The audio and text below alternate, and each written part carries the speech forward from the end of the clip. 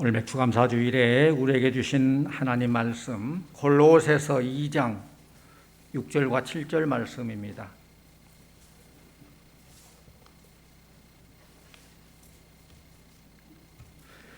그러므로 너희가 그리스도 예수를 주로 받았으니 그 안에서 행하되 그 안에 뿌리를 박으며 세움을 받아 교훈을 받은 대로 믿음에 굳게 서서 감사함을 넘치게 하라. 아멘. 이 시간 최지혜 집사님 나오셔서 하나님께 찬양으로 영광 돌리겠습니다.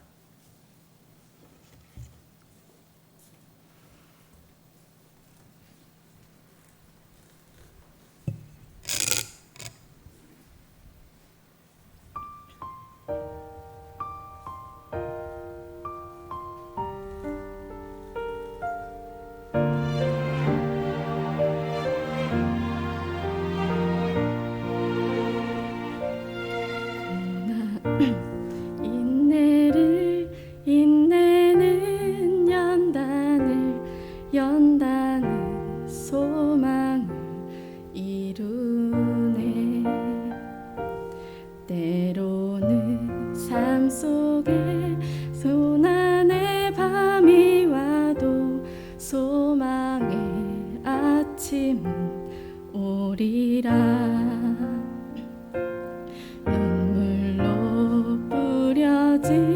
기도의 씨앗은 기쁨의 열매를 맺으리. 내 삶을 붙드신 주의 손 강하시니 폭풍이 와도 두려움 없네. 인내하리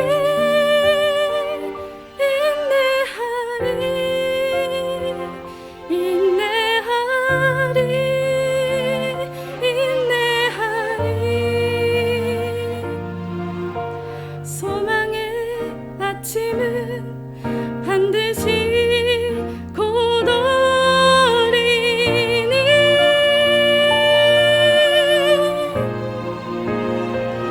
인내하리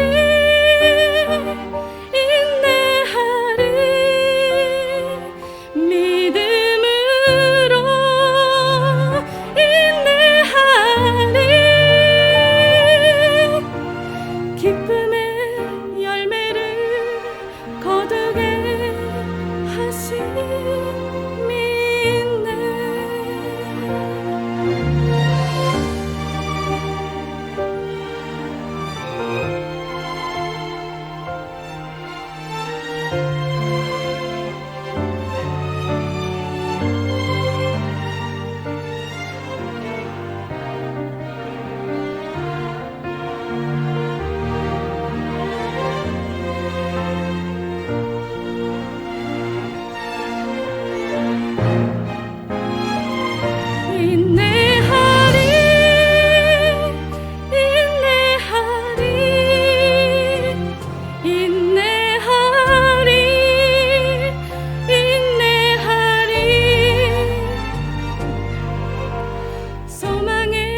아침은 반드시 곧 오리니.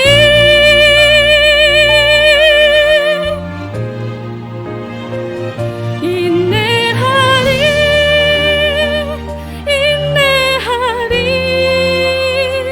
믿음으로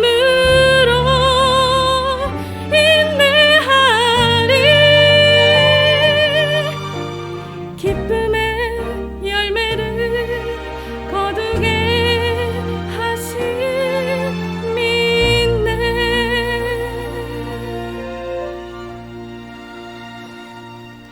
고난은 인내는 연단은 소망을 이루네. 때로는 삶 속에 고난의 밤이 와도 소망의 아침은 오리라. 소망의 아침은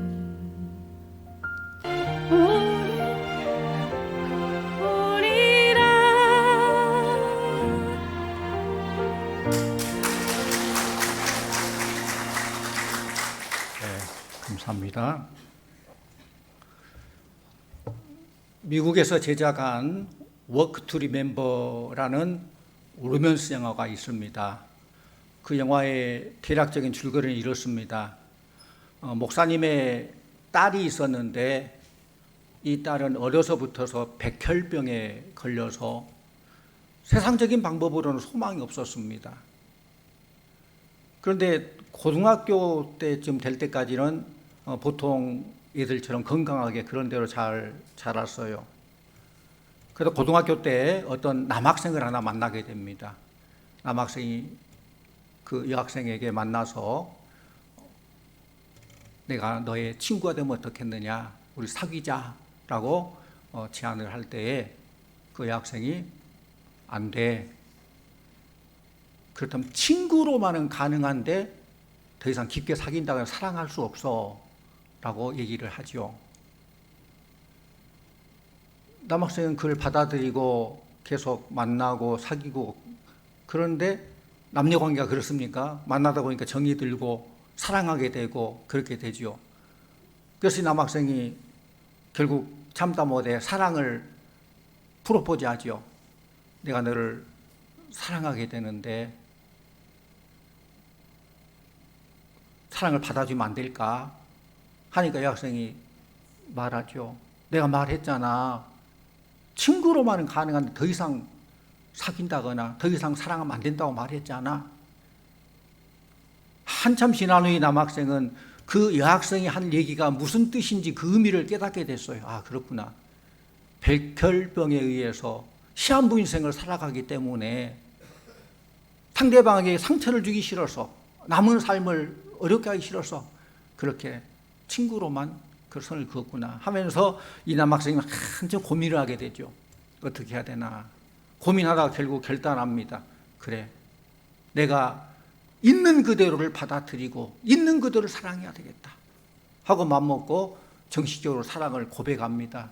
그럼에도 내가 너를 사랑해, 결혼해줘. 결혼까지 프로포즈를 하지요. 이때 이 여학생이 한참 생각하면서 이렇게 말합니다. 나는 하나님께 감사한다. 지금까지 산 것이 기적이고 참 사랑을 알고 참 사랑을 받았으니 이보다 더 행복할 수 없다. 하나님께 너 같은 착한 사람을 내게 보내주셔서 사랑을 알게 해주심으로 이 어려운 고독과 고통을 쉽게 이길 수 있게 해주시니 너무 감사하다라고 고백합니다. 그러니까 이 남학생과 이 여학생은 현실을 있는 그대로 받아들인다는 거예요. 현실을 사실대로 인정하는 순간에 모든 것이 다 축복이고 감사하고 하나님의 은혜고 사랑이더라라는 거예요. 사랑하는 성도님들, 우리의 삶을 살펴보면은 감사할 일도 있고 감사하지 못할 불평할 일도 많아요. 우리가 지난 반년을 지내고 이제 반년의 첫 주일 맥주감사주일 예배를 드리는데 지난 반년도 돌아보면은 감사하지 못하고 답답하고 어려운 일들 많이 있죠. 그럼에도 감사할 일 많이 있죠. 코로나로 답답하지만 그래도 백신을 접종할 수 있도록 인도해 주시고 진행시켜 주시고 소망 주시니 감사하고, 그럼에도 불구하고 주님 의지하면서 더 예배가 얼마나 소중한가, 일상이 얼마나 범사에 감사한가 그걸 깨닫게 되고 감사할 일도 많이 있다는 거예요. 이런 현실 속에서 환경과 조건을 초월하여 감사할 수 있다는 것은 성령으로 거듭난 사람만이 할 수 있는 일이에요. 오늘 이 말씀 보면은 오늘 말씀이 본문이 골로새서이죠. 골로새서는 에베소서, 빌립보서, 골로새서, 골로몬서, 빌레몬서 이 네 개 책, 이것이 옥중서신이죠. 에베소서, 빌립보서, 골로새서, 빌레몬서, 이 옥중서신이라고 그래요. 그러니까 사도 바울이 옥중에 갇혀 있으면서 옥 밖에 있는 사람에게 편지를 쓴 거예요. 골로새서는 골로서 교인들에게 편지하면서 오늘 본문 마지막 절에 뭐라고 합니까? 믿음에 굳게 서서 감사함을 넘치게 하라. 옥 밖에 있는 사람이 옥 안에 있는 사람에게 감사하십시오, 힘내세요, 그게 아니라 옥 안에 있는 사람, 옥 밖에 있는 사람에게 이렇게 감사함을 넘치게 하라고요. 성경에는 감사란 말이 참 많이 나옵니다. 왜 많이 나올까요? 그만큼 중요하기 때문에. 엄마가 자식에게 여러 가지 얘기를 자주자주 한다는 것은 어떻게 보면 얘들 입장에서는 잔소리지만은 어린 입장에서는 그만큼 중요하기 때문에 반복하는 거예요. 그만큼 강조했다는 거예요. 그 반복했다는 것은 강조했다는 것입니다. 감사라는 말은 헬라어로 카리스라고 합니다.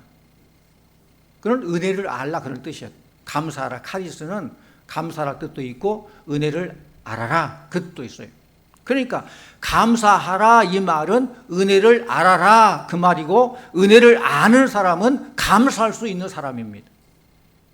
사도 바울이 감사함을 넘치게 하는 이유가 있습니다. 오늘 말씀 다시 한번 보면 6절과 7절 같이 보곤 합니다. 시작. 그러므로 너희가 그리스도 예수를 주로 받았으니 그 안에서 행하되 그 안에 뿌리를 박으며 세움을 받아 교훈을 받은 대로 믿음에 굳게 서서 감사함을 넘치게 하라. 아멘. 첫째로는 그리스도 예수를 주로 받은 자가 감사할 수 있다는 거예요. 그리스도 예수를 주로 받은 자가 넘치는 감사를 할 수 있다는 것입니다. 이 말씀은 우리가 예수를 구주로 믿는 사람이기 때문에 감사함을 넘치게 하라는 거예요. 성도님들, 예수를 나의 구세주로 믿습니까? 예수님을 주님으로 모시는 성도는 넘치는 감사할 수 있어요. 예수님에게 순종하는 삶을 사는 것, 주님을 주로 모시는 삶, 예수님의 권위와 능력을 의존하고 예수를 믿고 순종하는 삶을 사는 것, 예수님은 예수 믿는 우리에게 감사할 일을 넘치게 해주시고 범사에 항상 감사하게 하십니다. 다른 세상 사람들의 감사는 차원이 달라요. 세상 사람들의 감사는 무엇이기 때문에 감사해요. 더 많은 걸 주셨기 때문에 감사해요. 내가 어떤 이익이기 때문에 감사해요. 근데 우리는 다른 거 몰라도 예수 믿는 거 감사, 예수를 구주로 삼는 우리들 믿음의 사람이기 때문에 감사하는 거예요. 윌리엄 캐리라는 인도의 선교사가 있습니다. 미국 사람인데 인도를 전도한, 인도에 가서 복음 전반 인도 선교사입니다. 이 사람은 늘 하나님으로부터 위대한 일을 기대하라, 하나님을 위해 위대한 일을 시도하라 이렇게 외쳤어요. 많은 사람들이 아직은 때가 아니다, 기회를 기다리자라고 생각했지만은 이 캐리 선교사는 지금이 바로 하나님이 나와 당신을 통해서 위대한 사역을 이룰 때라라고 역설하면서 하나님의 위대한 일을 시도하라라고 했어요. 그러니까 위대한 일을 기대하고 시도하라는 거예요.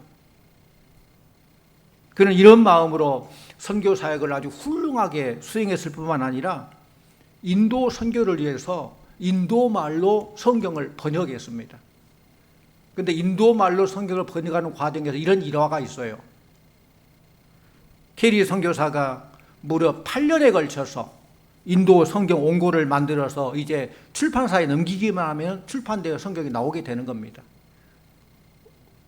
얼마나 오랜 동안, 8년 동안 선교하면서 또 성경을 번역하면서. 그런데 그 당시에는 전기가 없어요. 전기가 없는 곳이라 촛불을 켜고 마지막 교정을 보고 있는데 그 집에서 키우는 개가 왔다 갔다 하면서 촛불을 넘어뜨려 버렸어요. 있는 원고가 다 화랑 다 타버렸어요. 요즘 같으면 컴퓨터 입력해가 출력하면 되는데 그때는 어떤 저장 방법이 없기 때문에 다른 아무 방법이 없는 거, 얼마나 기가 막힐 일입니까? 그런데 캐리 선교사는 그 기회를 붙들고 하나님 앞에 이런 기도를 드렸다고 합니다. 하나님, 제가 번역한 원고가 부족하여 하나님 마음에 합당하지 않으므로 다시 번역하라고 태워주신 줄 믿고 감사합니다. 오늘부터 다시 시작하겠습니다. 그 다시 성경을 번역을 해서 인도 성경을 출판했어요. 성도님들, 살든지 죽든지 건강하든지 병들든지 감사함을 넘치게 하는 이 말씀을 기억하고 감사를 넘치게 하는 우리 성도님들 다 되시기를 축원합니다. 이것이 예수님을 주로 모신 자의 삶이라는 거예요. 예수를 주로 받았으니 그렇게 말하고 있어요. 어떤 일에도 감사하고 그 감사로 모든 환난을 뛰어넘을 수 있는 우리 성도님들 다 되기를 원합니다. 또 두 번째로 예수님 안에 뿌리를 박은 세움받은 성도가 넘치는 감사할 수 있어요. 7절 다시 한번 같이 봅니다. 7절. 그 안에 뿌리를 박으며 세움을 받아 교훈을 받은 대로 믿음에 굳게 서서 감사함을 넘치게 하라. 아멘. 그 안에 뿌리를 박으며, 뿌리는 식물을 자라게 하고 꽃이 피게 하고 열매를 맺게 하죠. 나무를 볼 때 뿌리는 데는 안 보여요. 줄기가 보이고 나무 이파리 보이고 열매가 보이는데, 그러나 우리가 뿌리가 얼마나 중요하다는 걸 알아야 돼요. 뿌리가 나무를 생존하게 하고 그 모든 걸 가능하게 합니다. 시냇가에 심은 나무는 그 뿌리를 물가에 깊이 뻗기 때문에 가뭄이 와도 걱정이 없고 결실이 그치지 않는다라고 했습니다. 용비어천가에 보면 이런 구절이 있죠. 뿌리 깊은 나무는 바람에 안이 흔들릴세 꽃 좋고 열매 많으니 샘이 깊은 물은 가뭄에 안이 그칠세 내가 되어 바다로 가니라.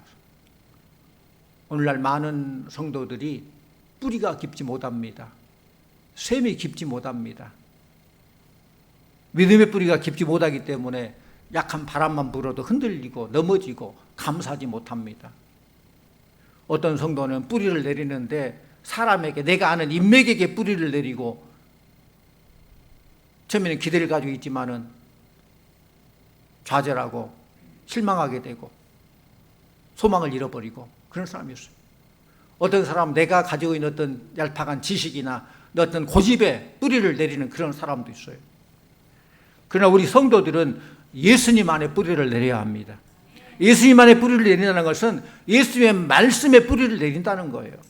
예수님 안에 뿌리를 내리지 못하고 교회 다니는 성도는 감사할 줄 몰라요. 뿌리를 내려도 그 뿌리가 깊지 못할 때에는 넘치는 감사를 할 수 없습니다. 왜냐하면 그런 성도는 그 마음이 늘 흔들리기 때문에 그래요. 흔들려요. 그럼 넘어져요. 나무는 뿌리가 깊이 박히면 박을수록 가뭄을 타지 않고 많은 열매를 맺을 수 있는 거예요. 예수님 안에 뿌리를 깊이 내리는 성도는 가뭄을 타지 않습니다. 예수님 안에 뿌리를 내리지 못하면은 늘 가뭄을 타요. 일이 잘 되면 감사하는데 일이 잘못될 때는 시험 들고 넘어지게 돼요. 성도님들, 가뭄 타지 않는 감사, 범사에 감사하시기를 바랍니다. 어려워도 없어도 모든 게 잘못된다 할지라도 감사하는 삶을 살 때에 어려워도 없어도 모든 게 잘못될 때에도 이길 수 있는 힘을 주신다는 거예요. 감사가 이길 수 있는 힘이에요. 예수님 안에 뿌리를 내린 성도는 그 땅에서 소망이 끊어져도 감사할 수 있어요. 왜냐요? 나를 위해 천국에 예비되어 있기 때문에 그렇다는 거예요. 천국 소망 가운데 살아가는 것입니다. 또 세 번째로, 예수님 안에서 교훈을 받은 성도가 넘치는 감사할 수 있어요. 교훈을 받은 대로 그렇게 기록되어 있어요. 우리가 다니고 있는 교회, 예수님 말씀을 들어도 예수님의 교훈을 잘못 받으면은 감사하지 못해요. 우리 예수님은 본래 하나님과 동등한 자로 부유한 자이지만은 우리를 위해서 가난하게 되셨다고 그랬어요. 우리 예수님은 가난한 가운데 머리 들 곳이 없이 사셨고, 줄이고 목마른 삶을 사셨고, 피곤해 지쳐서 여러 가지 오해를 받고 핍박받은 그런 삶을 사셨어요. 그러나 예수님을 보면은 작은 일에나 큰 일에나 어려울 때나 고통스러울 때나 언제 어디서나 늘 감사하는 삶을 사셨어요. 불평하지 않았어요. 예수님은 어려운 환경에 처해 있는 사람들에게도 그에 맞는 교훈의 말씀을 해주십니다. 가난한 자들에게 누가복음 12장 22절에서 24절 말씀을 주셨습니다. 너희 목숨을 위하여 무엇을 먹을까? 몸을 위하여 무엇을 입을까? 염려하지 말라. 목숨보다 의복이 중하고 몸이 의복보다 중하니라. 까마귀를 생각하라. 심지도 아니하고 거두지도 아니하며 골방도 없고 창고도 없으되 하나님이 기르시나니 너희는 새보다 얼마나 더 귀하냐. 까마귀는 추운 지방을 찾아다니며 살아가는 새입니다. 그러나 까마귀는 추운 지방에 살려고 입을 걸 걱정하지 않아요. 추운 겨울 눈 속에서 먹는 열매도 없습니다. 입을 옷도 없습니다. 곡식도 없습니다. 그래도 까마귀가 살 수 있도록 하나님께서 보호하시고 무엇을 찾아 먹을 수 있도록 하나님께서 먹을 주신다는 거예요. 우리 예수님께서 말씀하신 대로 까마귀를 생각하면 우리는 아무것도 염려할 것이 없고 감사하지 못할 일이 하나도 없어요. 또 예수님께서 누가복음 12장 27절의 말씀 보면은 백합화를 생각하여 보라 그랬어요. 백합화는 실을 만들지도 아니하고 짜지도 아니하고 양장기술도 없지만은 솔로몬의 모든 영광으로도 입은 옷, 이 꽃 입은 것이 이 꽃 하나만 못하다라고 했어요. 이 꽃을 바라볼 때 얼마나 아름답고 얼마나 정교합니까? 사람이 지금 현대 기술로 뭐 달나라를 가고 뭐 화성을 간다 할지라도 이 꽃 하나 만들 수 있습니까? 비슷하게 만들 수 있지만은 어떻게 생명 있는 이 꽃을 이렇게 아름답게 만들 수 있습니까? 예수님의 말씀을 생각하면은 입을 것 때문에 염려할 것 없다는 것이죠. 무엇을 입든지 감사하며 살 수 있다는 것이죠. 어느 교회에 감사 집사님이 계셨어요. 이분은 늘 범사에 감사하기 때문에 그 표정이 어떨까요? 감사한 사람 표정은 어때요? 늘 밝지요. 늘 웃음꽃을 밝아요. 감사한 사람 막 찡그리는 사람 봤어요? 늘 밝고 또 무슨 일이 있을 때마다 늘 감사를 표현했어요. 하나님 감사합니다. 감사합니다. 가정에서나 교회에서나 사업장에서나 사업이 잘 되든지 안 되든지 사람이 듣거나 말거나 큰 소리로 감사합니다. 감사합니다. 그래서 별명이 감사집사예요. 그 집사님 큰 소리로 감사하며 소리치는 바람에 때는 목사님 설교하다가 설교 막혀버려요. 설교 한참 하다가 하나님 감사합니다 하니까 설교 어디까지 했나 막 버벅거리기도 하고 분위기가 그렇게 된다는 거예요. 그런데 어느 주일에는 그 교회가 있는 곳에 시장님과 경찰서장이 교회 방문한다는 그런 얘기를 듣고 목사님이 아 좋다. 설교도 잘하고 은혜롭게 모든 걸 잘해야 되겠다라고 생각했는데 딱 걸리는 게 있어요. 그 감사 집사. 또 설교를 잘해야 되는데 한참 설교하다가 감사합니다 또 우리까지 잊어버리고 그냥 버벅거리고 그럴까 봐 걱정이 된 거예요. 그래서 조심스럽게 그 감사 집사에게 이런 제안을 해요. 집사님, 이번 주 낮 예배 때는 이 본당 옆에 사무실에서 제가 준 책을 좀 읽고 계시면 안 될까요? 그렇게 해서는 안 될 그런 부탁을 해요. 목사님 하도 그러니까 좀 잘해보겠다는 심사. 그런데 그 감사 집사는 또 순종도 잘해요. 뭘 말하니 아 그럴게요 하고 예배가 시작되고 진행되고 그 집사님은 옆에 사무실에서 지리책, 그러니까 지리과 지도 있고 지리과 부도 있잖아. 그 책을 보는데 목사님 생각에는 지도책 보고 있으면 감사할 일이 없겠잖아요. 그래서 그 책을 보고 읽으라겠는데 한참 예배되고 설교를 하는데 옆에서 할렐루야 감사합니다 소리가 들려요. 깜짝 놀라가지고 또 역시 버벅거리죠. 어디까지 저렇게 버벅거리고 어떻든 사람들이 어떻게 해서 설교를 잘 마치고 그렇게 했는데 설교를 끝나고 목사님이 그 집사님을 찾아갔습니다. 찾아가서 집사님 아니 지리책에서도 무슨 감사할 일이 있습니까? 물어봤더니 아 그러면요 목사님 보세요. 여기 필리핀 바다 한 곳은 세계에서 가장 깊은 곳인데 그 깊이가 10,000m가 넘은데요. 그런데 성경에 보니까 우리의 죄를 깊은 바다에 던져버리고 다 없애준다는 이 10,000m 되는 더 밑은 곳에 죄를 던져버리니까 우리의 죄가 다시 나오지 못하니까 얼마나 감사합니까? 너무너무 감사해요. 그렇게 표현하더래요. 이 말을 들은 목사님은 어찌할 수 없는 그 집사님 어찌할 수 없는 감당할 수 없는 그 감사 집사님.